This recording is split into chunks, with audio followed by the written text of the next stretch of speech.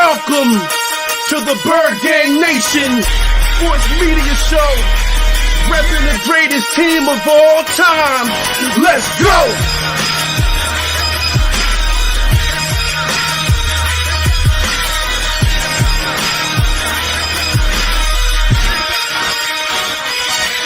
Bird Gang 31, he be the host with the most. We going deep, burning teams. They ain't nothing but toast. It's in your rest stand. Sirianni put me in coach, running like Miles Sanders till I butt my head on the post.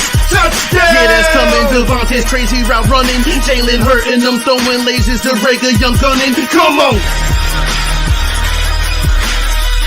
On the D side, we ride, sack him with Fletcher, lay him out on the stretcher. No one can protect you. Watch Darius lay him, shutting down your routes. Come on! In my green John, eating Philly cheesesteaks. Put up your cups, wings up, if you can relate. Tailgating at the link like Gangsta Stride. To the Bird Gang Nation, that's worldwide.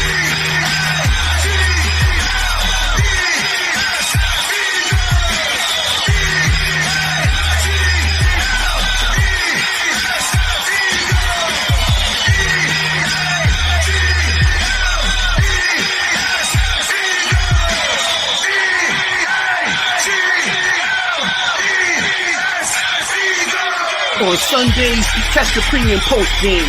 Mondays is Birds on Broad Street with Philly Notion and Cool Cat, the man in motion. And Wednesdays, the midweek special got you open with JC from Eagles Talk. Hitting like B-Dog, baby.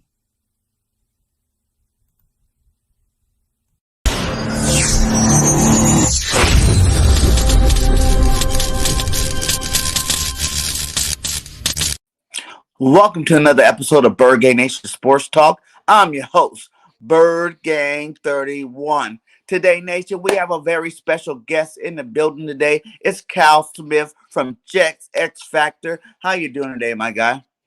I'm doing great. And Bird Gang, I got to ask, is that you singing for that music, man, right there? I wish it was me, man. That's my buddy, Kevin Estes. Shout out to Kevin. He's a Philly rapper. He came down. He's like, I love your content. I'll do your intro. So he got it started for me. So I love it. That's cool, man. That's one of the better intros I've seen. I mean, there's a ton of podcasts out there, a ton of sports podcasts out there, but that's definitely one of the better intros I've seen to a show. So thank you. I was feeling that. I'm not even an Eagles fan, man. That was getting me hyped up. Right? That's what I like to hear. You know, everybody be like, yeah, I'm not even an Eagles fan, but that is a good joint, man. It's a good genre right there. So let everybody know where you're from, my guy, and what you do over there.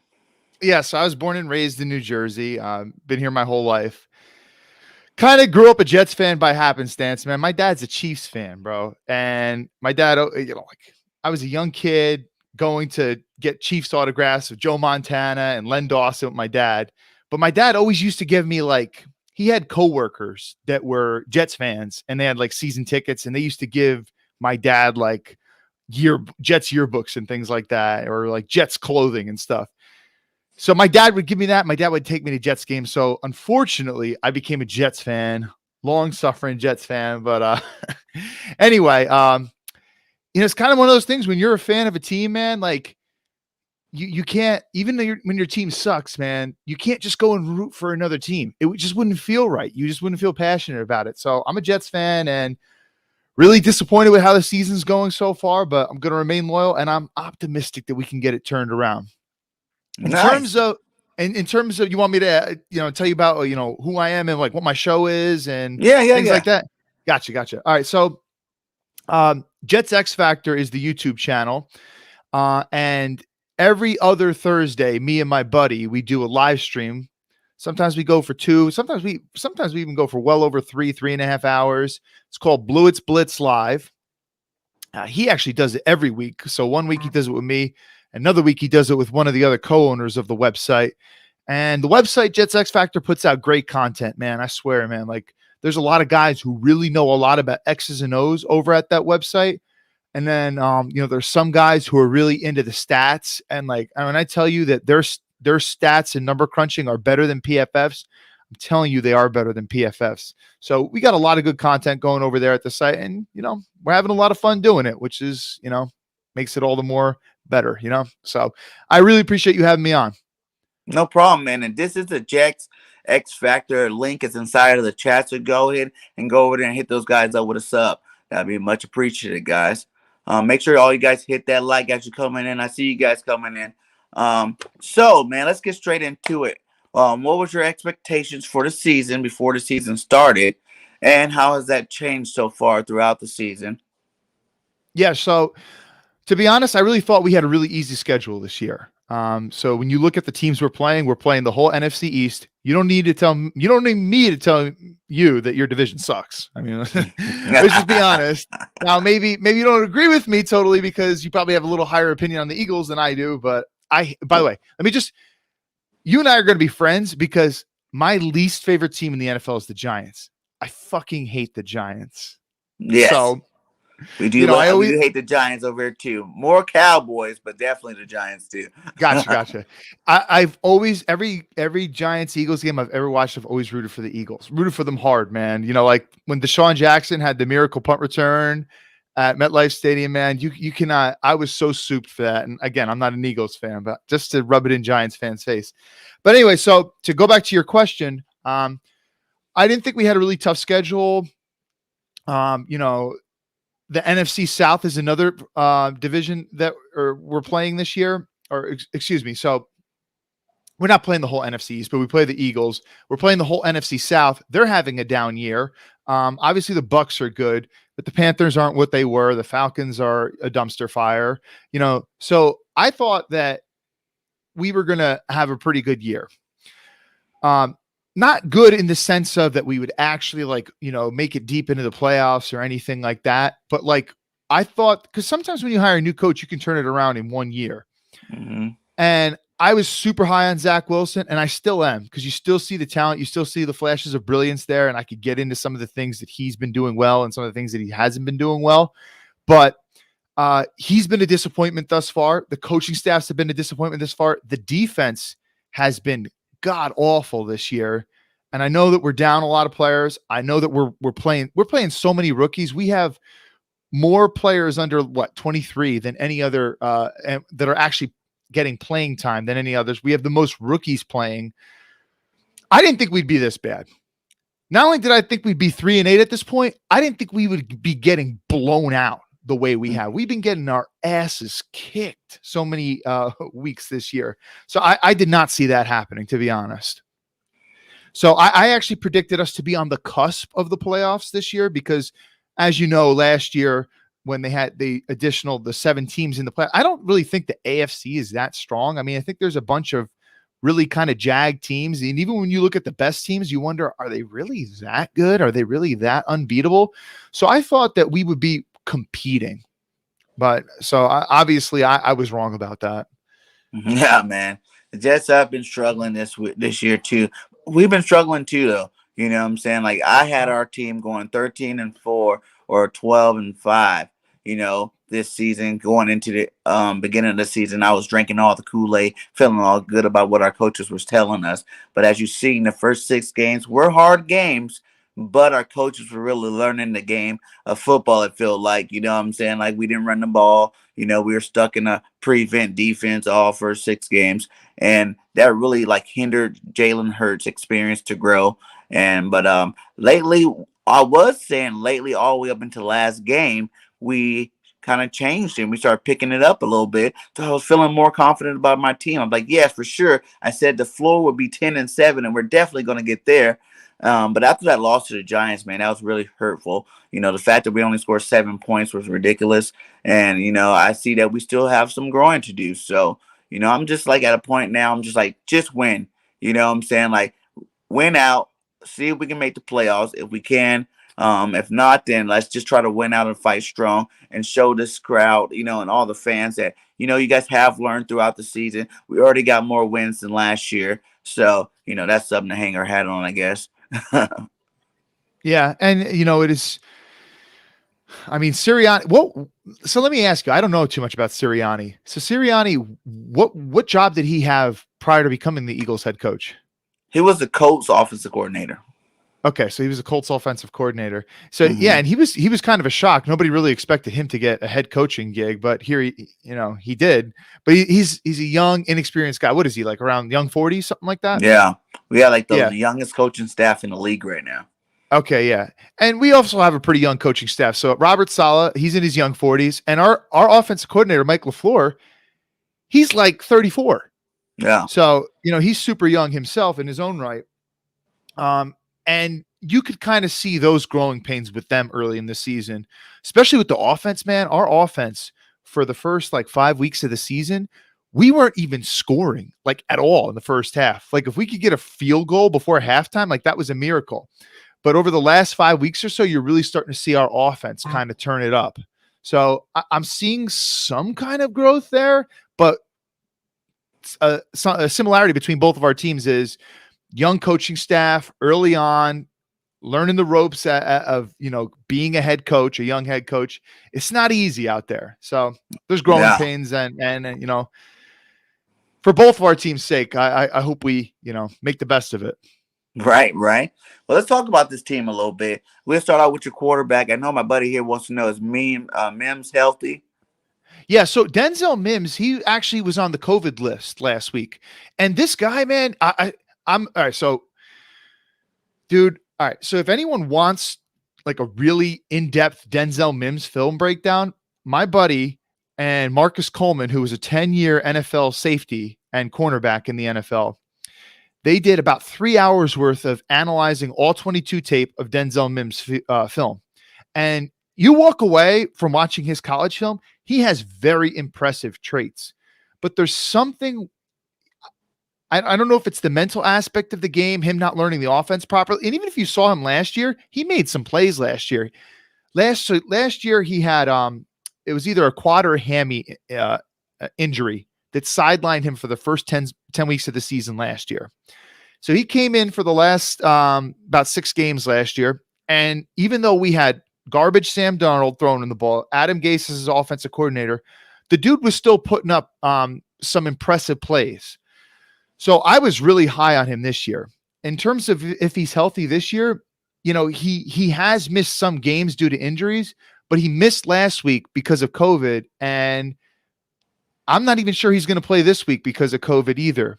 And honestly, like he has had some opportunities this year.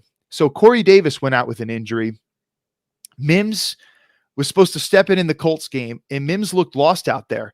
You watch Mims in college, he's an arms extended, hands catcher. And he made it look super impressive. Like he would snag balls out of the air.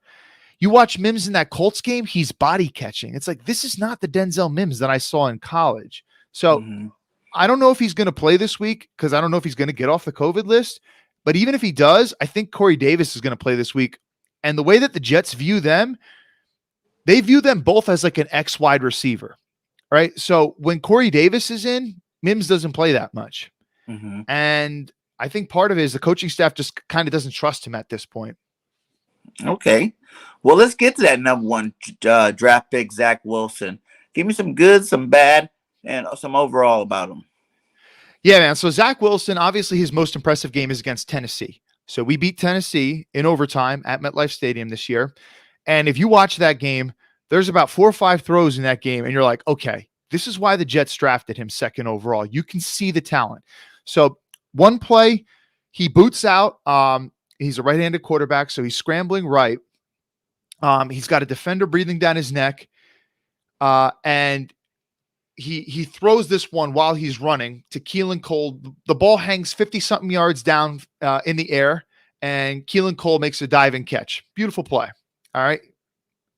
Another play, the Titans ran like invert cover 2, and Zach Wilson notices it. And you could tell that he recognized this in film from the previous week because apparently the Titans like to run a lot of that. And Zach Wilson also scrambles out to his right on that play. And on this play, he points Corey Davis deep, and this ball hangs 60-something yards in the air, and Corey Davis catches a touchdown. Wow. Extremely sexy plays. There was another play in that game, another big catch to Keelan Cole. Zach Wilson, he hangs tough in the pocket. It's 3rd and 10. and he throws a corner route on a dime, converts on third down late in the game. There was another play where Wilson actually kind of fumbled the snap, boots out to his left, and throws across his body, catches. Now, Zach Wilson does so if you watch his college tape, one of the things he could do is he can kind of throw from all these different arm angles. You know, some people like to float out the Patrick Mahomes comparison, which I never loved because I do think that Patrick Mahomes is kind of different. And if you compare their arm talent, like Zach Wilson has a very good arm, but Mahomes is on like the elite level arm, and Zach's not that. So you're still seeing those really impressive plays by Zach, but what's alarming is he's missing so much of the easy stuff. Like this guy, he's been missing like, you know, a short little running back is running a little swing route, and Zach's throwing the ball, you know, where it's uncatchable over his head, or Zach's throwing a little slant flat and he's throwing it way in front of the receiver. And this was something you didn't see his senior year in college, because Zach can make all the throws. He's extremely accurate, but what you're noticing is his mechanics is breaking down. His footwork is breaking down. And I think a lot of it is because he's thinking too much. And he did come from BYU, and that's a pretty big jump from BYU to be the starter immediately in the NFL. I think he's thinking too much, and that's causing his mechanics to misfire a little bit. And the Jets actually, this was a mid-season hire. They hired Zach Wilson's quarterback coach, who he worked with all the past couple off seasons, John Beck, because the Jets saw that his mechanics were breaking down and making him miss these easy throws that anybody should hit. So they hired him to kind of, you know, work with him on a daily basis and even during the games to make sure that he's doing those little things right. So you're seeing the moments of brilliance, but it's also frustrating because he's making mistakes that not even our backups would make.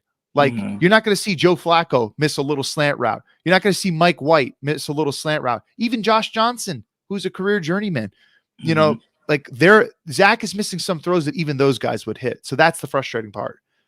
Yeah, man. And how's he doing on turnovers? How many of those does he have this year? So he's got about 10 interceptions, and a lot of them are, you know, definitely his fault. So he had one interception from this past game. And so Zach, one of the things I loved about Zach Wilson is, and I think in the modern day in the NFL, I think, so this is one of the reasons why I think Jalen Hurts could be a long-term starter in the NFL, because Jalen Hurts can move, right? And the way that you're noticing the NFL moving, you're not going to see too many Tom Brady's anymore. You're not going to see too many Peyton Mannings anymore. Most of these quarterbacks who are drafted early on can run, right? Look at Kyler, right? Look at Trevor Lawrence can move. Zach can move. You know, Trey Lance, will he pan out?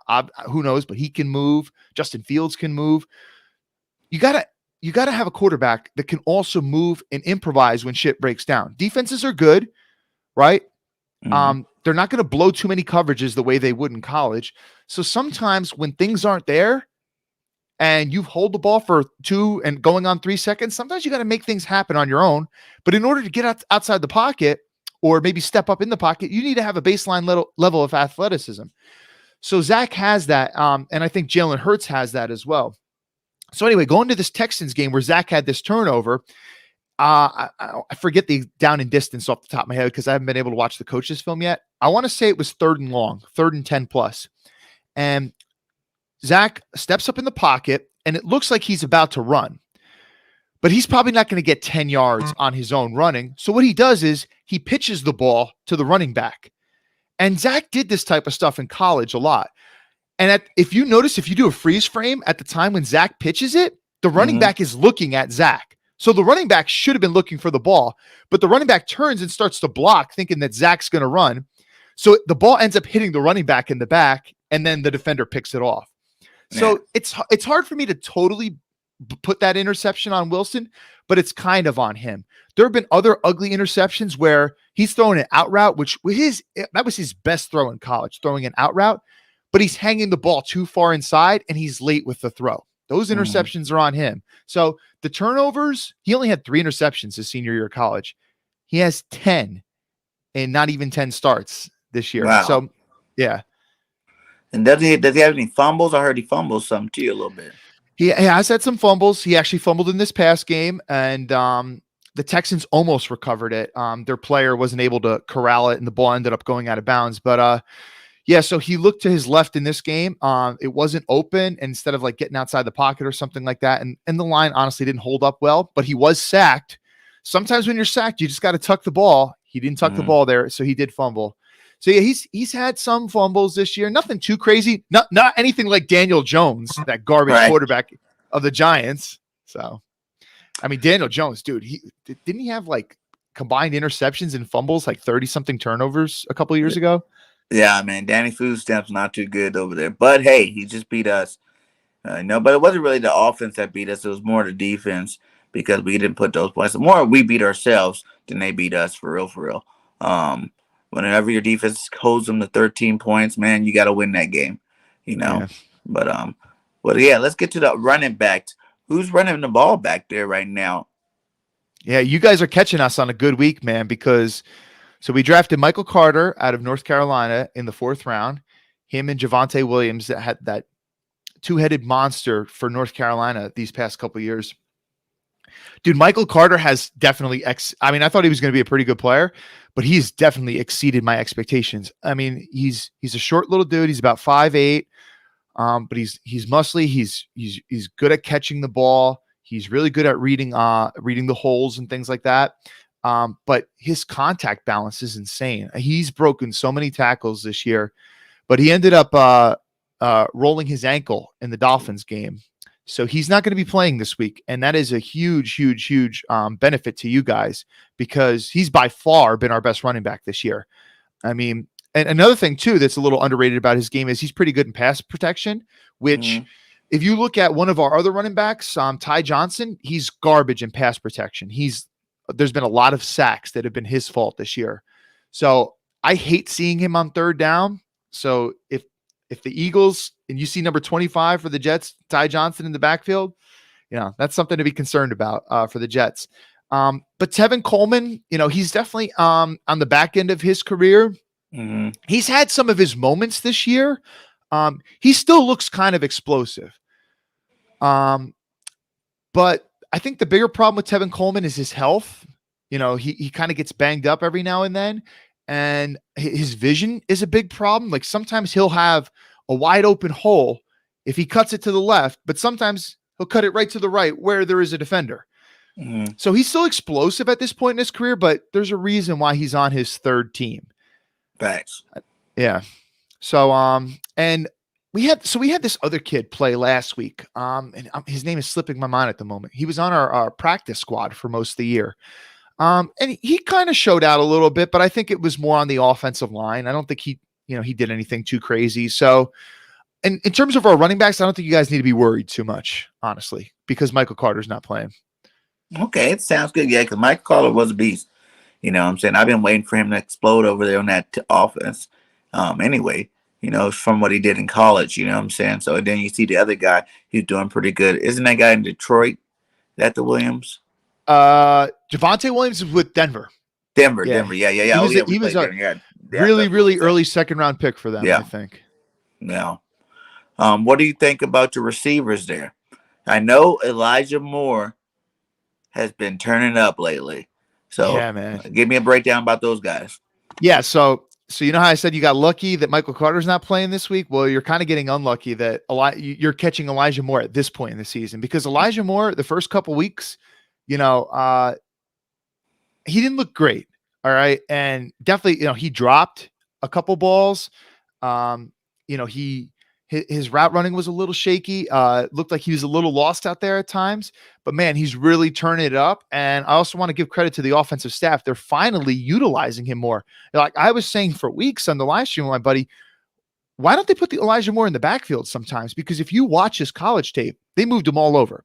You could put him in the slot. You could put him out wide on the boundary. You could put him as the X receiver, the Z receiver.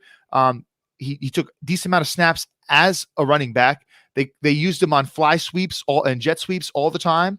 So like he's the kind of player you can do anything with, and you got to constantly keep the defense guessing. But the first couple weeks, our offensive staff wasn't really utilizing him good enough, and he kind of looked also a little uncomfortable. But they've been using him more.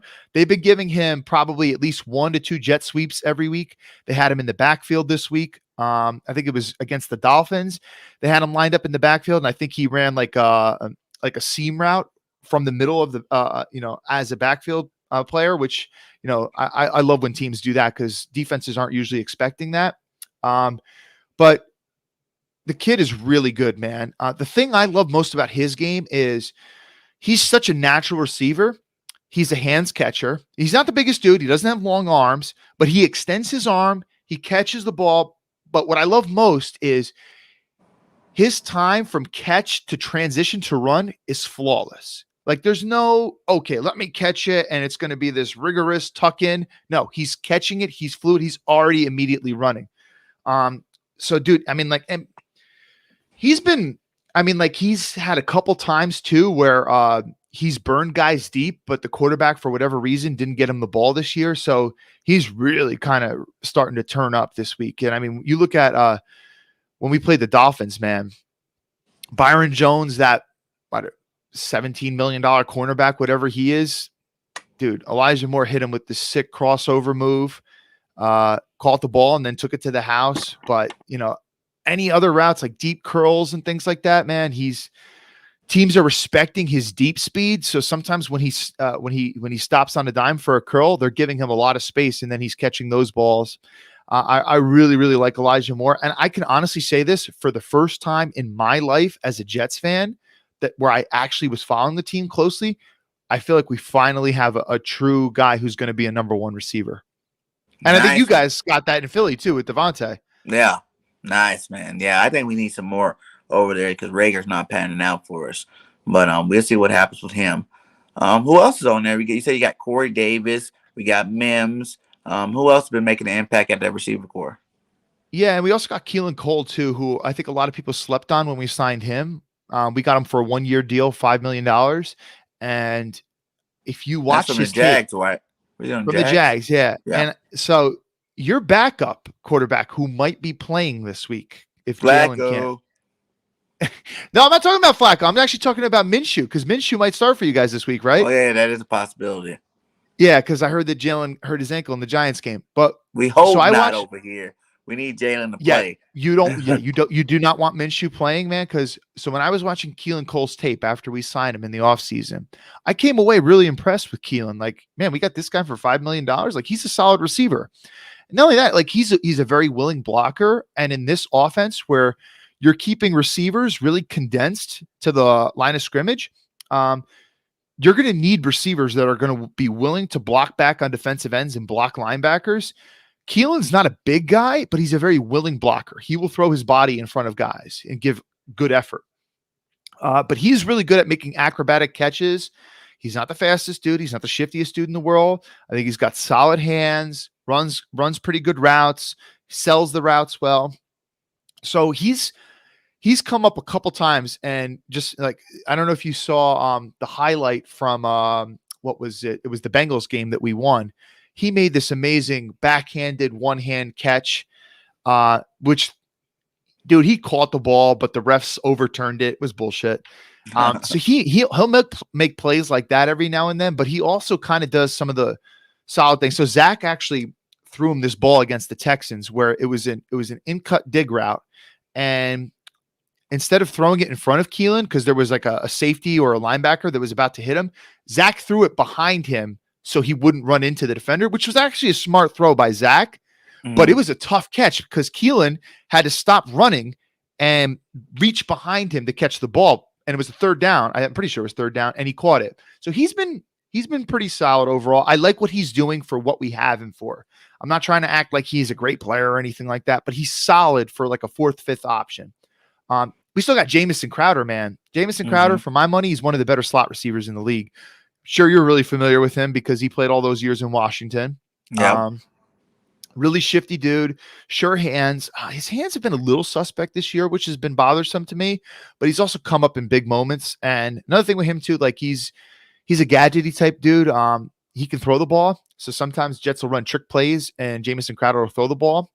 Corey Davis has been, I would say, overall disappointment for me. And I'm not trying to say he's been bad with the Jets. He's not been bad. Like Kenny Golladay has been bad for the Giants. Corey Davis has not been bad. He's just been a little underwhelming. And it's mostly because he's been dropping way too many balls. Now, there were some people who said, oh, he's got really good hands. And me and my buddy were kind of like of the opinion he's got pretty good. Like they're decent, above average for sure.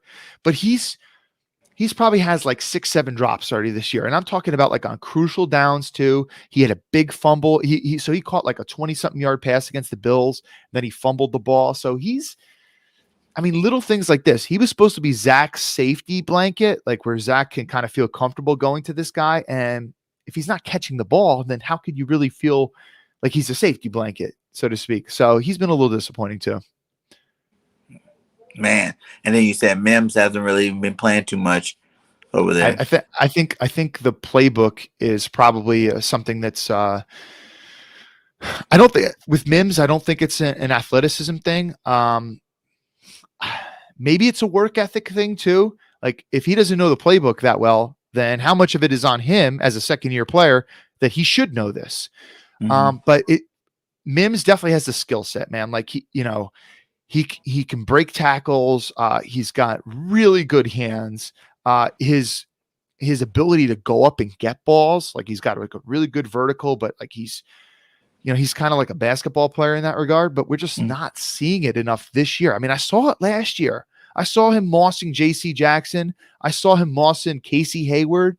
Like he was doing this stuff last year. So I know he can do it, but he hasn't done it in this offense yet.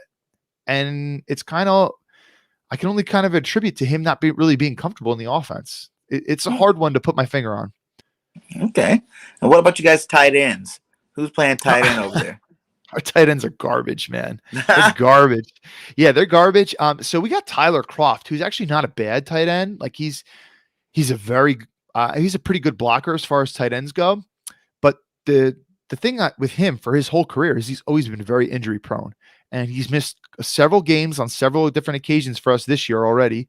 He got hurt in the Colts game. I don't think he's going to be back this week. If he is back, then that's great because he's a big upgrade over the other guys we got. But we got this guy, Ryan Griffin, who used to be with the Texans for a decent amount of years. I don't think he really gives the Jets anything. He's got very little receiving ability. He's not a good blocker. We got this guy, Trayvon Wesco, who we drafted as a tight end out of West Virginia, but the Jets almost kind of play him more as a fullback than they do a tight end. So you don't really see him line up in line as much as you do some other guys. So you shouldn't be worried about our tight ends, man. Nothing there. All right. What about the offensive line as a whole? Offensive line as a whole. So the disappointing thing about our offensive line is we haven't had Mekhi Becton since week 1. Now, if you looked at Mekhi Becton's college tape, he was absolutely dominant. You're talking about a 370-pound dude, 6'7", who can move kind of like Lane Johnson can move, right? I mean, Lane Johnson's a special mover for a tackle, but Mekhi Becton's way bigger than Lane Johnson. I'm not a Mailata type guy. Like we got and I'm not trying to say that Mekhi's as good of a mover as Lane Johnson. That would be a little hyperbole, but it's not that far off. So Mekhi Becton, he got his knee rolled up on week 1. He had to get a knee surgery, and initial reports were he's going to be out like 4 to 6 weeks. And I was like, oh, that's not that bad. We were initially fearing he was going to tear his ACL, but he still is not back from it yet. And you have to wonder at this point in the season, is he going to come back at all? Because he hasn't even been practicing yet. He's not on IR, and we keep hearing at some point he's going to come back. He keeps going on Twitter saying, hey, I'm going to be back soon. I'm coming back soon. When are you coming back, man? Because, dude, if you watch his tape, man, like it's really impressive. Like the way that he kind of throws dudes outside of gaps, like especially in the run game, man, he is a fucking mover. He can take 280-pound defensive ends, 270-pound defensive ends, and just completely wash them outside of a gap. In terms of pass pro, he had his struggles where like sometimes because he's a big dude, he would shoot too high with his hands, and sometimes defensive ends could get their hands under him and actually move him a little bit that way. So it's been disappointing that he hasn't been out there, but I must say that both of our tackles, so we got Morgan Moses, who you should be familiar with because he was with Washington the past couple of years. He's been playing right tackle, and George Fant. George Fant came from the Seahawks. He's his second year with the Jets. Everybody clowned the Jets because the Jets gave him $10 million a year, and they're like, oh, everybody's like, oh, the Jets are signing this backup offensive tackle for $10 million a year. Well, guess what, man? Like, he's lived up to that contract. I'm not acting like he's a great tackle, but he's certainly been around average this year as far as tackles go. Our left guard, who we took in the first round, Elijah Vera Tucker. Yeah, that boy's really been turning it on lately, man. And I really like what he does in the run game as of right now. Like, you want to talk about getting in space, so he can get to the second level. He can cut off linebackers. The way that he blocks back down on guys, one techniques and things like that, really good.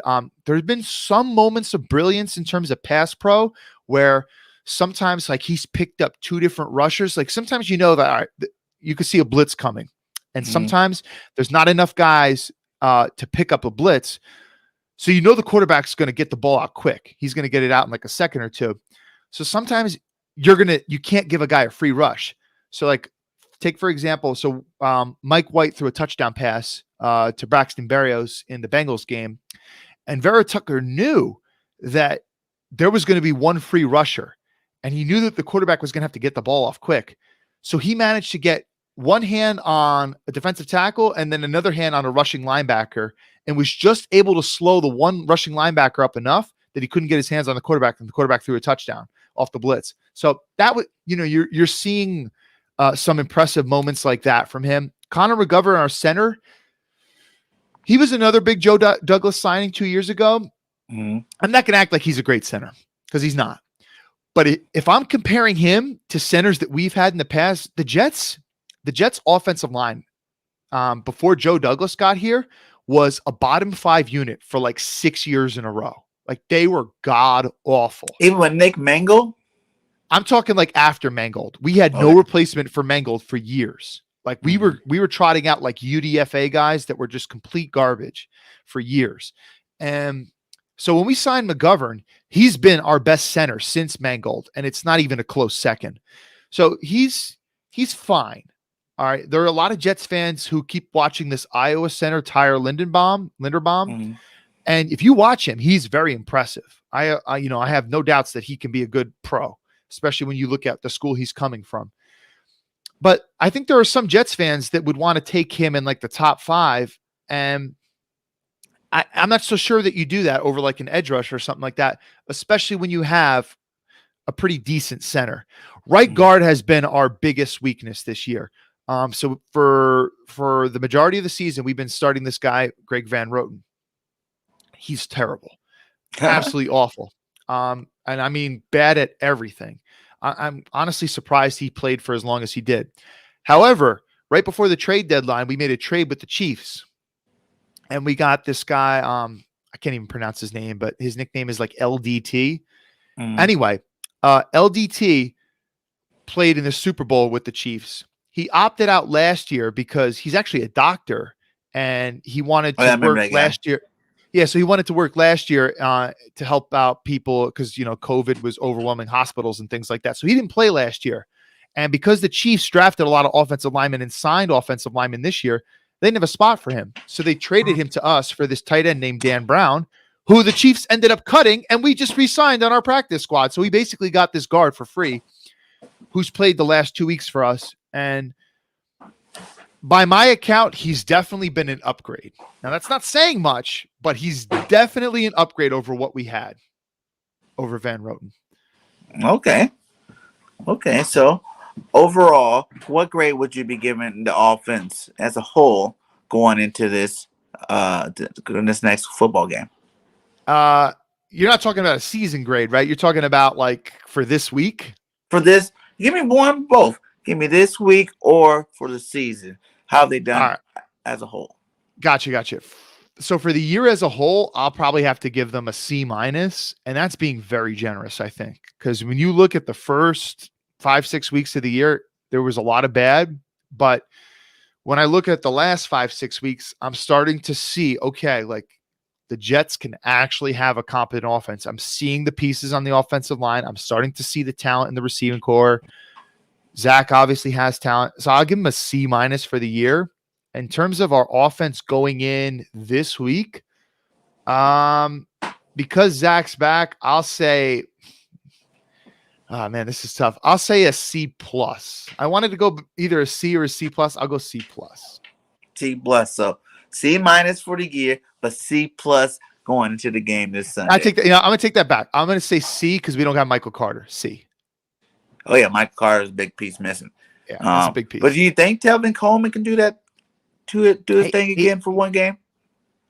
He's not going to be Michael Carter. I'll say this about Tevin Coleman. From what I've seen from his brief stint with the Jets, I still see a guy who could take the ball 60 yards to the house, right? If things open up, if it's a loaded box and it's blocked right and he's able to get to the second level, he can outrun some safeties and stuff and take it to the house. He still has that level of explosion and speed, but there's all the other struggles with Tevin Coleman. Here's another thing with Tevin Coleman that's a problem.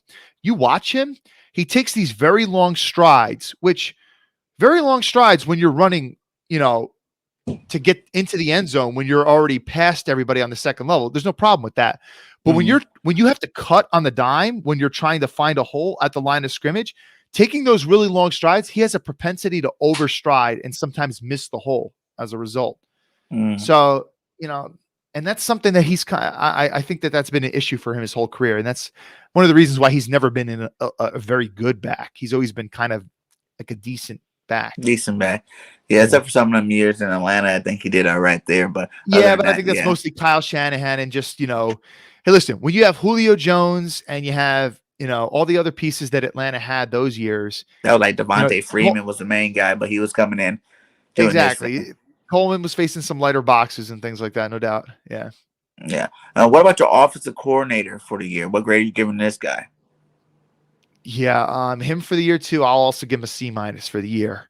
It was ugly the first couple weeks. And we weren't seeing a lot of creativity and stuff. And sometimes when you have a young quarterback, you got to be a little bit more creative. Sometimes dial up the trick plays and stuff, right? You can't expect a young quarterback to take 5-7 step drops all game and just dissect an NFL defense. Sometimes you're going to have to keep the defense honest, run a little wildcat here or there, run a couple, trick plays where you're tossing it to the running back off a jet motion and then he's throwing it.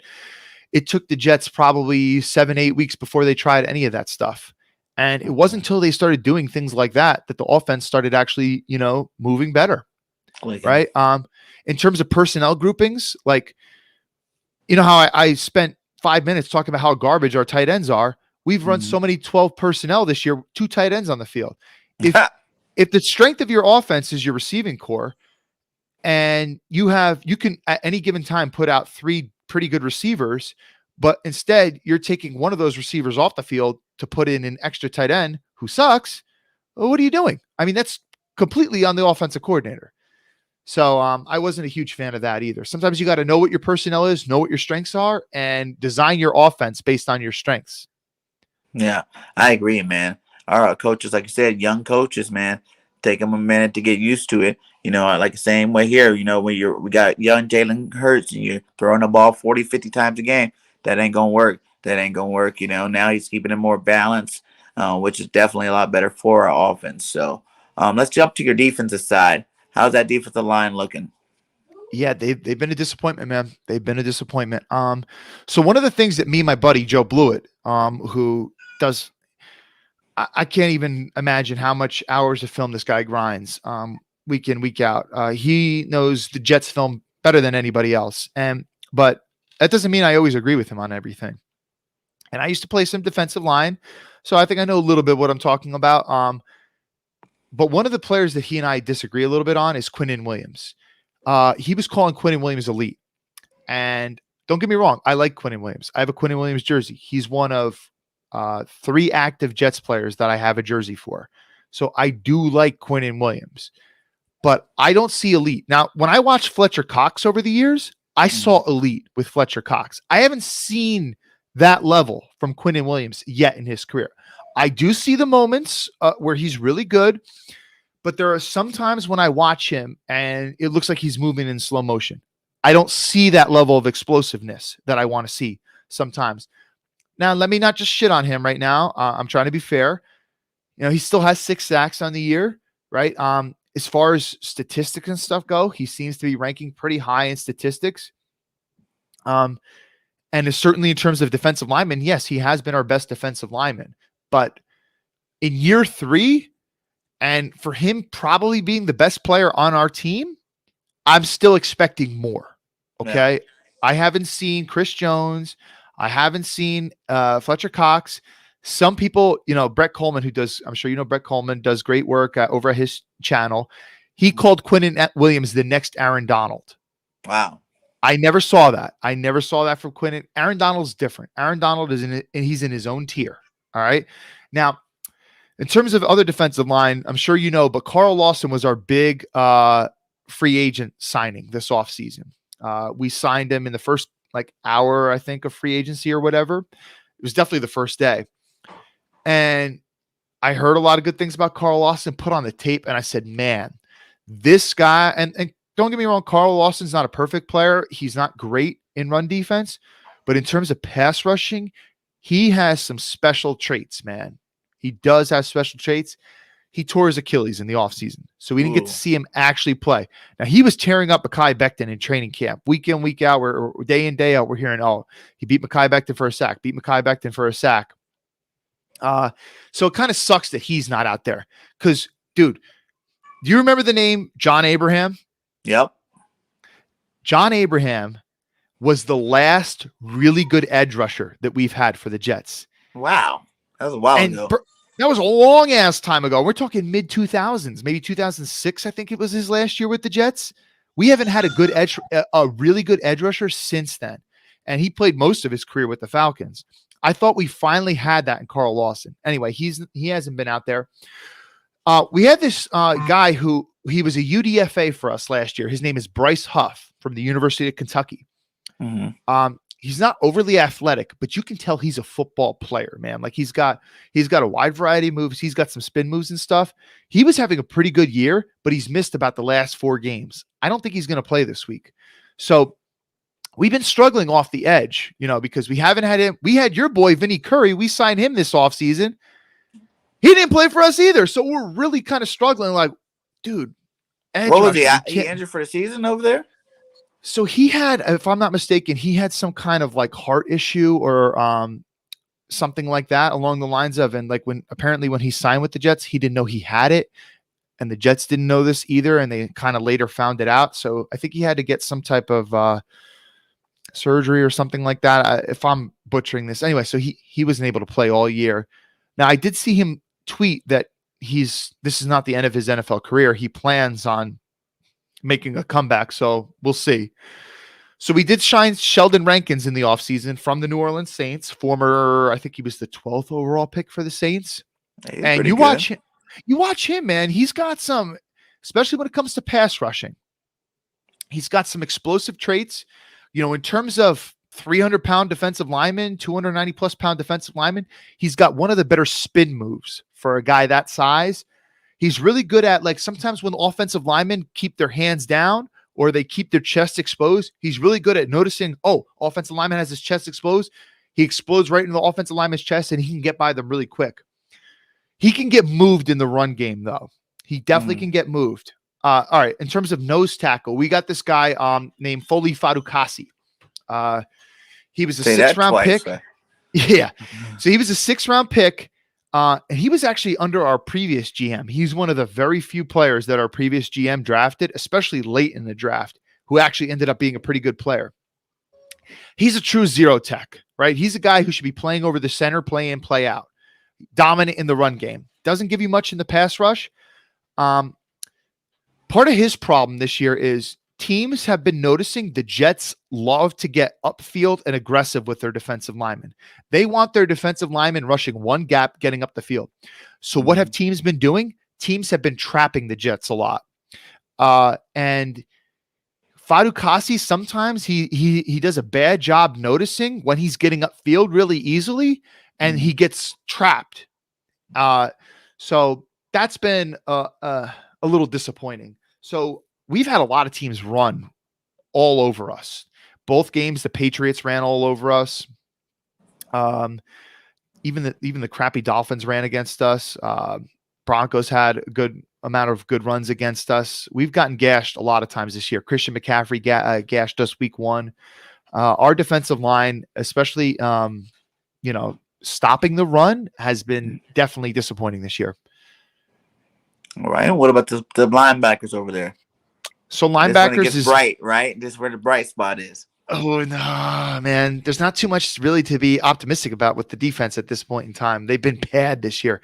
Dude, for the first time in a long time, I could say that the Jets' defense has been better than its offense. I honestly, ever since I've been rooting for the team really closely, this is the first time that the Jets' offense has been better than its defense, which I did expect this year. I expected the offense to be better than the defense, but the defense has still been disappointing. All right, so linebackers, CJ Mosley's still good.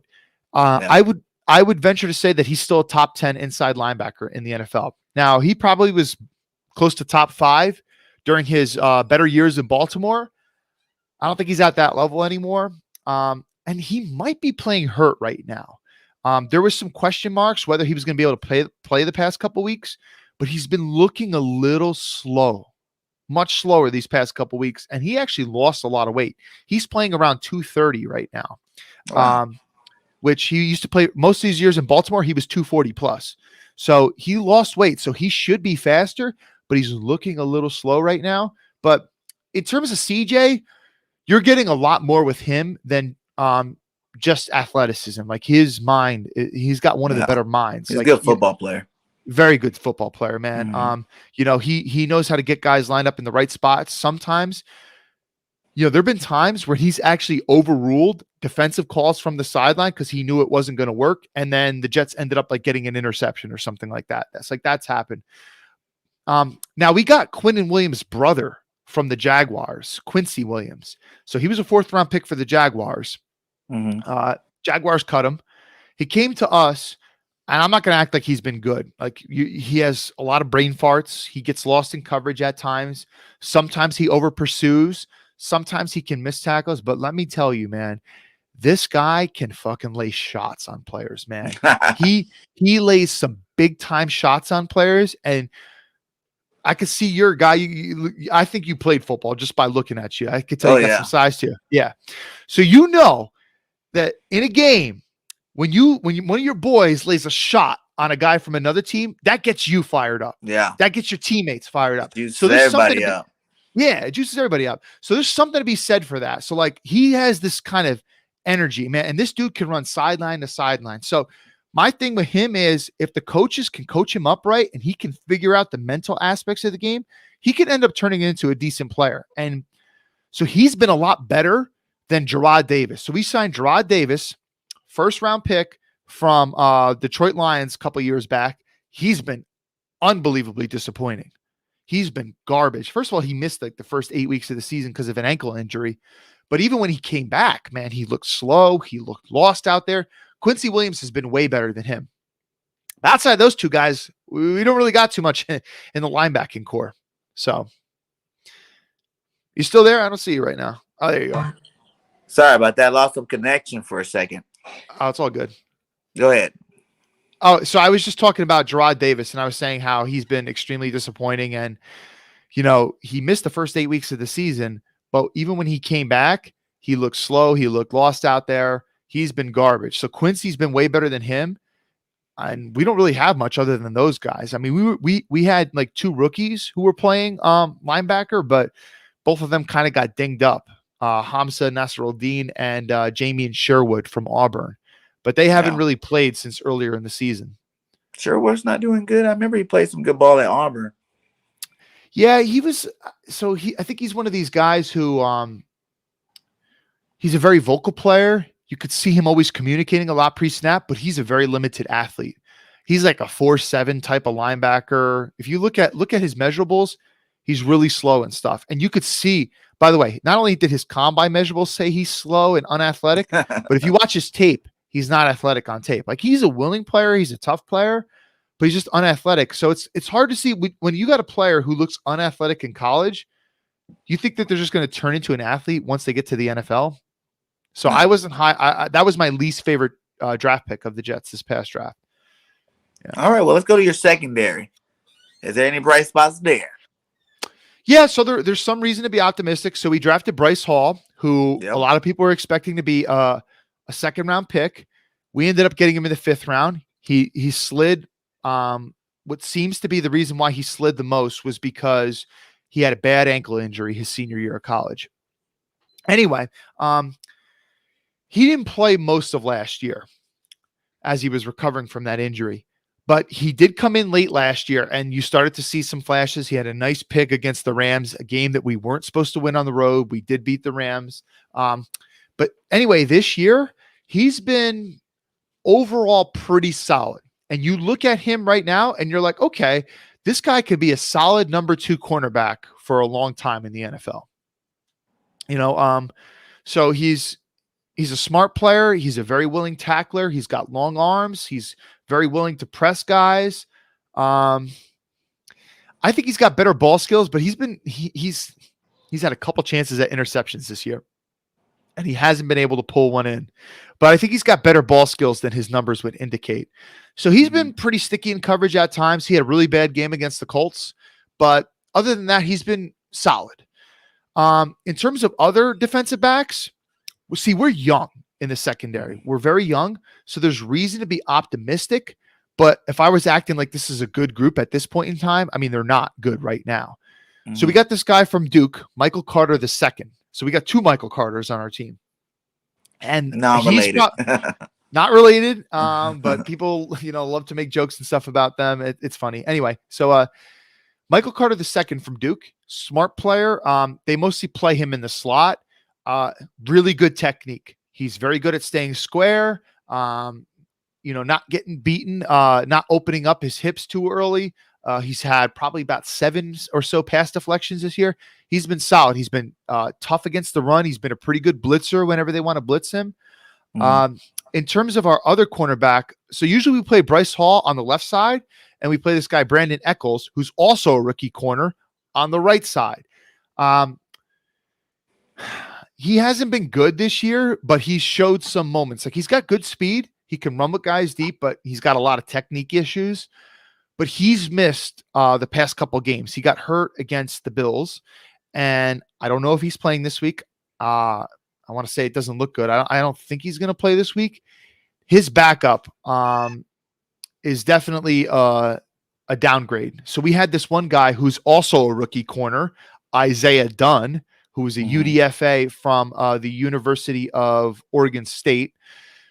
When we played the Dolphins 2 weeks ago, I think it was at least 2 different occasions, he got beat for you're talking 40, 50-yard plays. And it was total brain fart, blown coverage. That can't happen in the NFL. I understand that happens to young players more than it does to older players, but big plays will kill you in the NFL. And when you're giving teams free plays like that, that's a sure way to lose.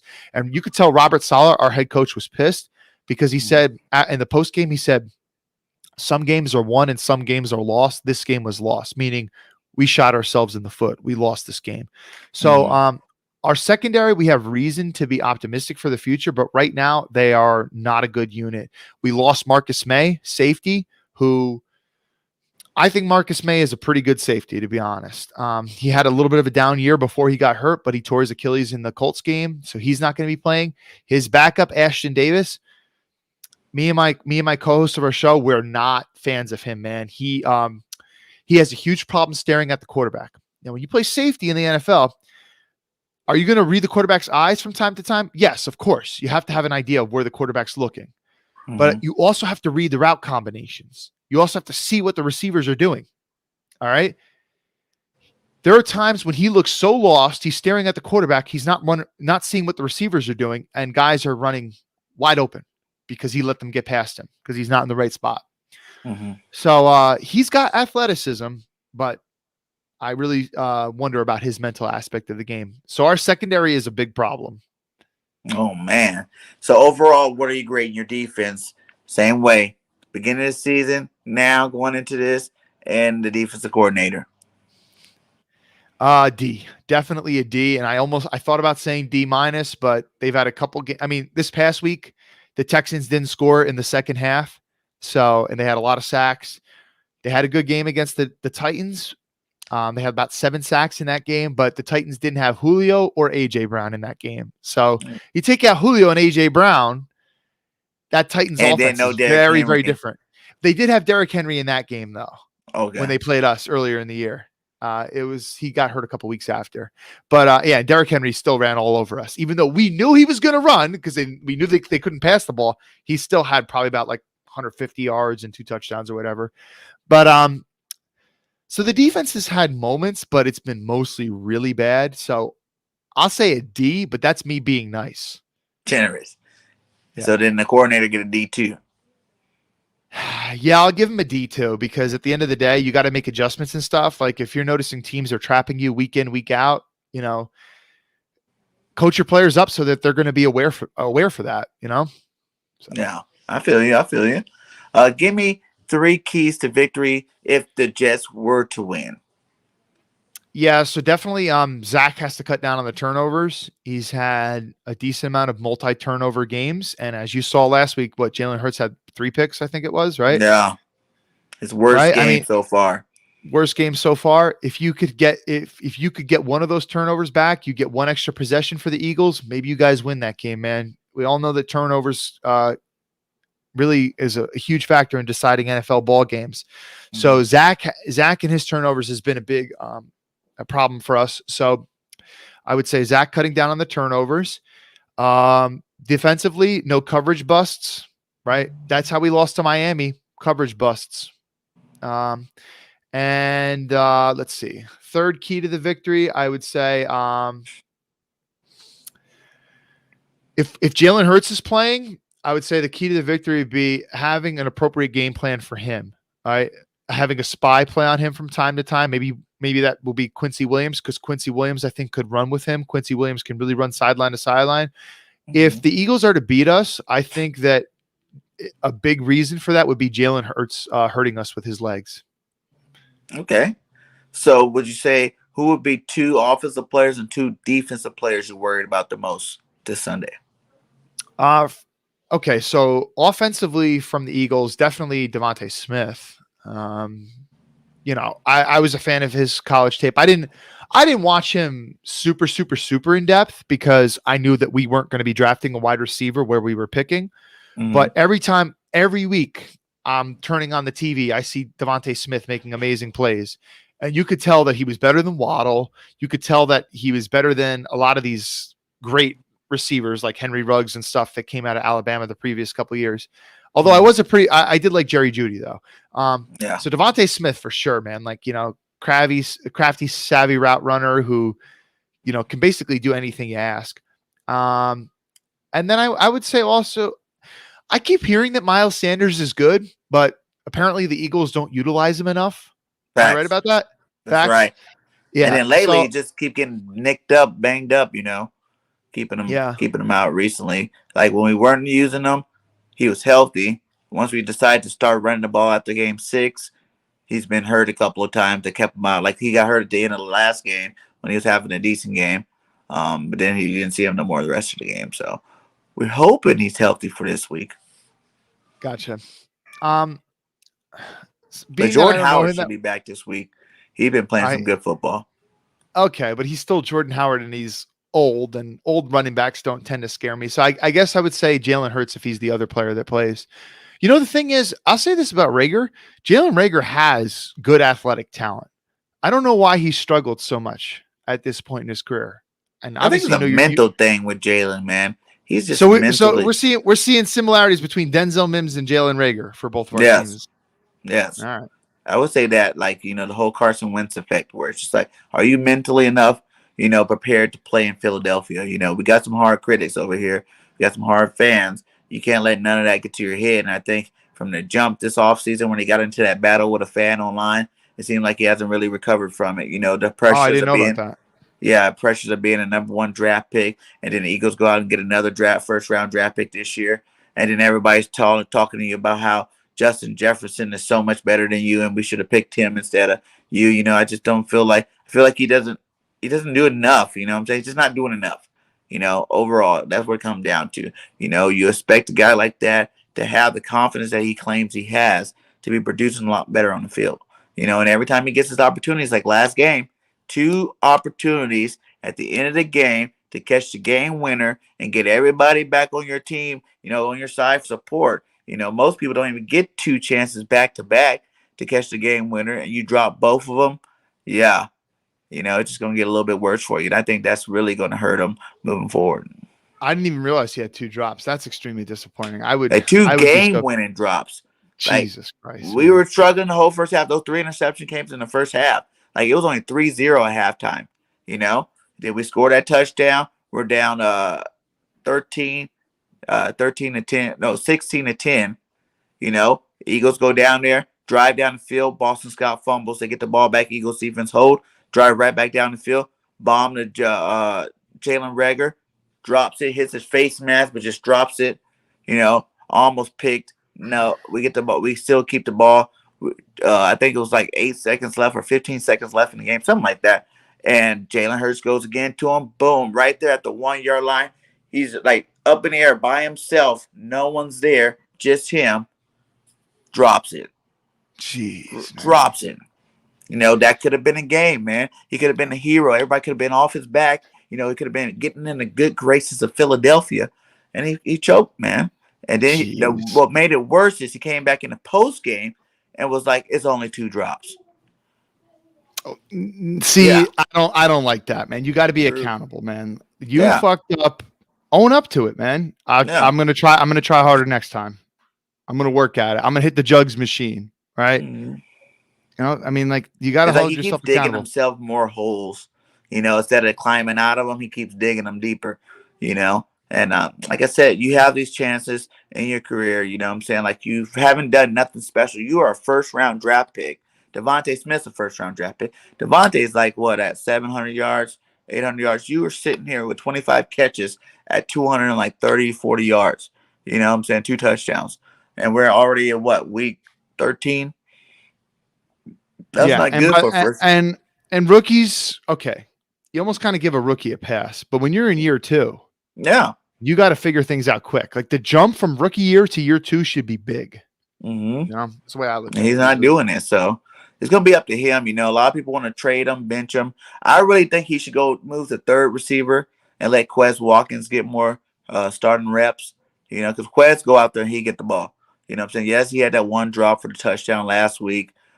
This week he dropped 1, I think, but it wasn't too major. But he's the only one that really is aggressive about getting the ball. We've been struggling with this receiver thing for a while now, since we had Deshaun Jackson and Macklin together. In my opinion, we've been really struggling with receivers to consistently catch the ball, without it having to be a perfect pass, and that's another thing with receiver quarterback duels now. It's like, you look at all these great receiver quarterback duels. They're great because the quarterback doesn't have to be perfect with every pass, because if it's in the receiver's facility, he catches it no matter where it's at. Whether he got to dive for it, put his arms up, away from the body, turn around. You know what I'm saying? They're catching these balls. If you want to be an elite receiver in the league, you got to catch everything. Like my coach used to tell me, anything when you do your arms like this in a circle, anything in that facility, that's you. It's not the quarterback, it's you, because it's in your facility. Or if it touches any part of your hand, your fingertips, whatever, that's you. And these guys, man, we've been struggling with that for years now in terms of consistently catching the ball, And the only one so far, even Devonte Smith earlier in the year, he was dropping some passes, Dallas Goedert dropped a couple passes. Ward had a touchdown drop last game too. He doesn't even get that much playing time, but when he gets in, he doesn't make the play. He did an out in the end zone, wide open, Jalen on up spot. Those are certain things that kind of make your young quarterback look a little worse, I feel like, then they get more criticism. Because if you count all these drop touchdowns, if you count all the touchdowns that penalties got called on, you add all these touchdowns together and throw it on the guy's stats, then he looks a lot better. He actually looks like one of the top quarterbacks in the league, but you can't say he is because of all these missed opportunities. Yeah. Yeah, drops kill me, man. That's one thing that frustrates me so much because you don't need to be extremely athletic to catch the ball. And Yeah. a lot of times it's just a concentration thing. A lot of times it's just a little simple technique thing, like keeping your hands together, not catching with your body. Come on, don't catch with your body, especially, go out, be aggressive, get the ball before the defender can get the ball. That's frustrating. But And anyway, it's literally the only thing you get paid for. Everything else you do is a plus. If you can run block, that's a plus. You know what I'm saying? Like, you get yeah, paid to catch the ball. And that's it. You know what I'm saying? Like, that's what your money comes from, is catching the ball. So for that to be a problem is a problem. You know? yeah, I hear you, man. I hear you. Yeah. And as a team that's been so inept offensively, man, trust me when I say that I know what it feels like to have receivers drop balls. And dude, our last Pro Bowl receiver that we had was Brandon Marshall, who only had one good year with us. And even him, man, he would have moments of brilliance. He'd have amazing catches, but he was always a guy who dropped like 10 something balls every year. Yeah. So I know Marshall, what it's man, like. that's a I know what it's while like. back ago. Yeah, Brandon Marshall back in 2015. That was the last year we had 10 wins. And by the way, we played the Eagles that year and lost because we've always lost to the Eagles, never beat them. And if this Sunday, can it finally be the year? We'll see. Do you think so?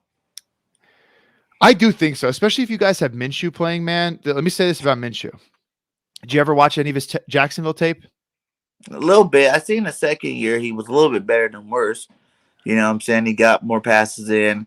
He looked all right. You know what So I'm here's saying? here's what I'm gonna say about him. And here's why I don't think that he will ever be a good NFL starter. Which not many people were predicting him to be. So, I'm not trying to be unfair to him. I'm just trying to be real.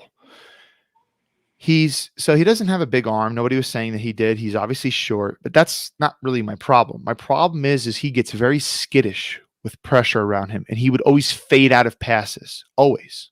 Always, always, always. So you get some players like Tom Brady, which I know Tom Brady's an exception. Do you think Tom Brady gets scared of pressure? No. He's a guy who stands strong in the pocket. This guy, until he gets hit. You shake Tom Brady up too. Pressure will affect anybody, but yeah, because you got to get the ball out. You got to get the ball out quicker. That's why it affects people. But some players, when they see pressure coming, they'll either take a sack really early, or they will fade out of a pass, throw off their back foot, and then you have an inaccurate pass. And I saw a ton of that last year with Minshew's tape. So, if you're going to be a 6 foot, maybe 5'11" quarterback with not a strong arm, and you're going to do that, it's not going to look. Not going to play very much. Yeah. Yeah, I'm praying. I'm sitting here praying that they can wrap Jalen's ankle up, give him a shot or whatever you need to give him for the game. You know what I'm saying? We need every single win if we're thinking about making these playoffs. Losing that game against New York and Washington when it jumped them to the 7th spot. We got the same record with these guys. I know we play them twice, but man, you could have had a lot smoother sail and could have been in a lot better position, man. And now it feels like we're in win or go home mode. You know what I'm saying? Like, we have to literally probably win every single game we got left on the schedule. The good thing is we got you guys, the Giants, Washington twice, and then Dallas at home at the end. So they're all winnable games, but it's like, which football team are you getting? Which coordinators are you getting? Are you getting the guys that called a good game, or are you getting the guys that called a garbage game? Last week we had a defense coordinator call a great game. The offense coordinator called a garbage game. The offense looked garbage, So it's like, what are you getting? If you can be consistent, you have more faith about it. You know what I'm saying? I was riding high after that Denver win, then turn around and beat the Saints. I'm like, yes, here it is. This is our, our stretch run that we're going to go on, maybe even win a division, because Dallas lost, Now we're praying that Dallas lose again to the Saints, and we can win out then if we want any shot at the division title. But even just for a regular playoff spot, we can't drop any more games. We got to win out. So it's going to be a rough little road here, but what do you think your prediction is for the game this week? What's the score position? Yeah, I do think the Jets will pull this one off, but I think it's going to be close. I'll say, and I got to run real soon. I would have more time. We're wrapping up right now, bro. I had a blast talking, man. So in the future, if we could ever do something again, that'd be great. But I definitely got to go to my other stream soon. But what I was saying is, I think it'll be close. In terms of what I wanted to ask you about was the Eagles. So I know Brandon Graham went down with a season-ending injury. I always was a fan of him personally. Mm-hmm. I always thought he was a very underrated player. I don't know really what you guys have on D. I know you still guys got Fletcher. I know you still got Slay, but I'm struggling really to think of a lot of your other defensive players. I was not really a fan of Derek Barnett, to be honest. No, we're not either. I know that Sweat is insanely athletic, but I kind of really haven't seen him put things together yet. We got Hargraves looking good. Bright spot at the linebacker spot. TJ Edwards is looking better. Who else we got? We got who's Slay, your other corners? Slay, Nelson, and the Maddox, which Slay and Maddox look like Pro Bowlers this year. You know what I'm saying? Nelson's on the verge. Like, he had good games. He had his moments, but those guys definitely are good this year. They're playing. Our corners hasn't been our problem. Who's your coordinator? Your D coordinator? Gannon. He would play with. He was coaching with the Minnesota DB coach from Minnesota. Then he came from the coach with Nick Sirianni. Gotcha. So we got some players on defense. Our defense has the talent. That's our veteran side of the ball. Our offense is our young bucks all over the place. So it should be a good game. Like you said, my opinion is. I wasn't even going to give any score predictions this week because every time I do it, and like last week, I thought we were going to destroy the Giants, and then we end up losing. So it's like I feel like I just want them to win. So any points, as long as there's more points than the Jets, that's all I care about. Gotcha. But that's what it's about, man.